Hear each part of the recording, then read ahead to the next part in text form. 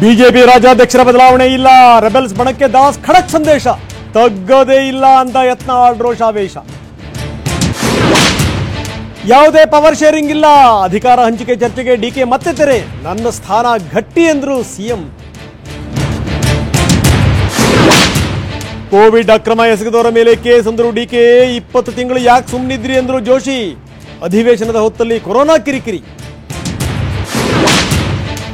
ಸಾವಿನ ಆಸ್ಪತ್ರೆ ಮೇಲೆ ಲೋಕಾಯುಕ್ತ ದಾಳಿ, ಬಾಣಂತಿಯರ ಸಾವಿನ ಬಗ್ಗೆ ಸುಮೋಟೋ ಕೇಸ್, ಮೃತರ ಕುಟುಂಬಕ್ಕೆ ದಿನೇಶ್ ಸಾಂತ್ವನ. ಕಾಂಗ್ರೆಸ್ ಸಮಾವೇಶದಿಂದ ನಾನು ಕುಸಿದಿಲ್ಲ, ಸಿದ್ದರಾಮಯ್ಯ ವಿರುದ್ಧ ಎಚ್ಡಿಡಿ ಗುಡುಗು, ನಿಖಿಲ್ಗೆ ಪಕ್ಷದ ಜವಾಬ್ದಾರಿ ಎಂದರು ದೊಡ್ಡಗೌಡರು.